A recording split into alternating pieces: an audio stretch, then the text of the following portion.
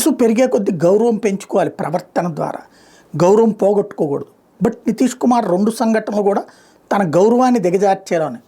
మన జాతీయ గీతం జనగణమన ఆలపిస్తుంటే అందరూ చాలా సిన్సియర్గా ఆలాపన వైపు ఉన్నారు, అక్కడ స్టాండర్డైజ్ పొజిషన్లో ఉన్నారు. బట్ ఈయన మాత్రం సరదాగా కబుర్లు చెప్తున్నాడు, వాళ్ళని ఇలా కేకేస్తున్నాడు, జోకులు వేస్తున్నాడు వేదిక మీద నుంచి. అది ఓపెన్గా అందరికీ వైరల్ అయినటువంటి దృశ్యం. మరి ముఖ్యమంత్రి స్థాయిలో ఉండి జాతీయ గీతాన్ని అంత విలువ తక్కువగా వ్యవహరించడం అనేది మొదటిసారి చూసాం. సరిపోనీ అది ఏమైనా కుట్రేమోలే అనుకుందాం అనుకుంటే, తాజాగా అసెంబ్లీలో జరిగిన చర్చ సందర్భంగా రబ్రీదేవి కొన్ని ప్రశ్నలు అడుగుతోంది.